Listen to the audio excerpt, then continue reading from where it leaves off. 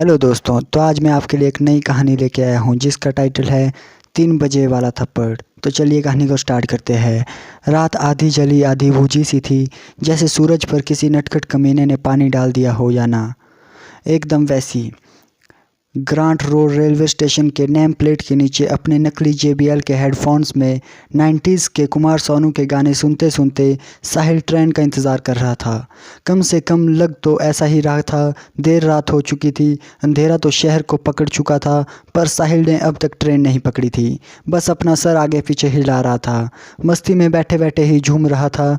शायद खाली ट्रेन की फिराक में था। एक खाली ट्रेन आई तो थी, पर उसके पहले सज धज के एक सुंदर लड़की आई और उसके बगल में आकर बैठ गई। क्या लाल लिपस्टिक, क्या मिन्स, क्या गोरा रंग और क्या जवानी। एक साथ ब्यूटी का बम्पर पैकेज लग रही थी और पूरा ध्यान सिर्फ अपने स्मार्टफोन की ओर ही था। साहिल को तो नमकीन जवानी का जोश था ही, ऊपर से यह भी जलवा हाथ लग गया। शायद उसने मौके पर चौका मारने की सोच ली थी। सेक्शन गर्म होके हाय कह के बात शुरू तो की, पर लड़की ने कोई जवाब नहीं दिया।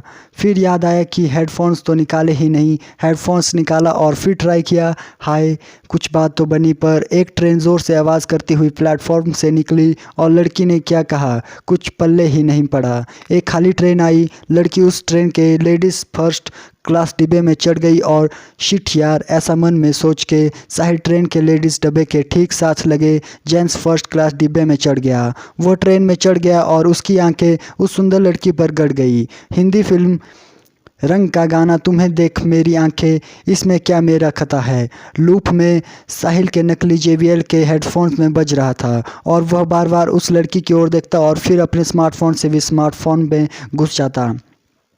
पर वह यह नहीं जानता था कि वो लड़की भी उसे देख रही है। लोकल ट्रेन अपनी मस्ती में सन सन करके एक स्टेशन से दूसरे स्टेशन पहुंच रही थी।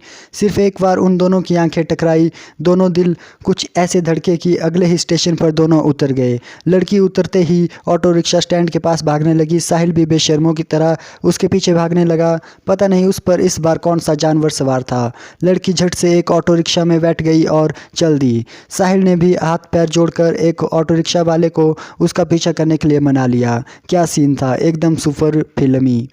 लड़की का ऑटो रिक्शा एक सुनसान जगह पर रुक गया और साहिल ने शायद इशारा समझ लिया और अपना ऑटो रिक्शा भी रुका दिया। लड़की ऑटो रिक्शा वाले को पैसे देकर आगे चलने लगी। साहिल पीछे पीछे कुत्ते के जैसे धीरे धीरे भागने लगा।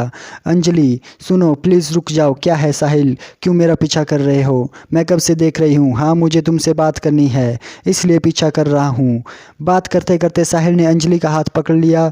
दोनों बहुत गुस्से में लग रहे थे। रात काफ़ी हो चली थी, चारों तरफ सन्नाटा ही सन्नाटा था, पर दिलों में बिजली की गड़गड़ाहट काफ़ी ऊंची थी। अब क्या है साहिल, फिर से क्यों आ गए तुम? अंजलि, यार मैं तुम्हारे यार नहीं हूँ। हाँ बाबा, सॉरी अंजलि, पिछली बार तुमने मुझे बोलने का मौका ही नहीं दिया। ये सब एकदम अचानक ख़त्म हो गया। हाँ तो मैंने अपनी गलतियों को रियलाइज़ कर लिया है। मैं समझ चुका हूँ, तुम्हें भी और ख़ुद को भी। साहिल, मुझे तुम्हारे सारे ड्रामे पता है। स्टॉप दिस और भाग जाओ यहाँ से। समझ लेते तो पहले ही आ जाते। अब याद आई, हाँ अंजलि आ जाता, पर हिम्मत नहीं हुई। और याद तो बहुत आई। हाँ, वो बिस्तर वाले लम्हों में ही याद आई होगी तुम्हें।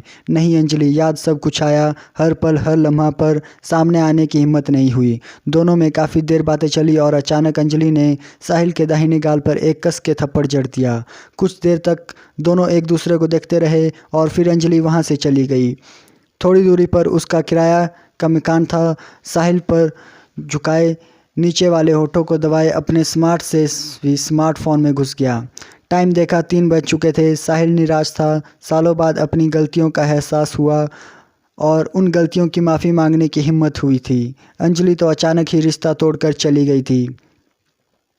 उन दोनों में क्या हुआ था यह तो सिर्फ उन दोनों को ही पता था, पर उलझन को सुलझाने की पहली पहल साहिल ने ही की थी। उसे लगा था कि पूरी कहानी सुनने के बाद शायद अंजलि का दिल बदल जाएगा, पर अफसोस ऐसा हुआ नहीं। रात की खामोशियों में आधी अधूरी कोई पुरानी कहानी पूरी करने ही कोशिश हुई, कुछ बातें मेली और कुछ क्लियर हुई। रात की खामोशियों में शुरुआत का दी एंड और दी एंड ही शुरुआत हुई। थप्पड़ तो बहुत करारा था, काश मैंने भी एक लगाया होता तो उसका भी दिमाग ठिकाने में आया होता। ऐसा सोचते हुए साहिल ने फिर अपने नकली JBL के हेडफोन्स पर लगाए और 90s के कुमार सोनू के गाने सुनते सुनते ऑटो रिक्शा की तलाश में लग गया। बड़ी मुश्किल से एक ऑटो रिक्शा मिला और बैठते ही एक SSS आया, please come home, I sorry. तो अगर आपको ये कहानी अच्छी लगी हो तो गाइस इसे लाइक कीजिए और हमारे चैनल को सब्सक्राइब कीजिए और बेल आइकन को दबाना, जिससे आपको हमारी नई नई स्टोरी की नोटिफिकेशन आती रहेगी। Thank you guys.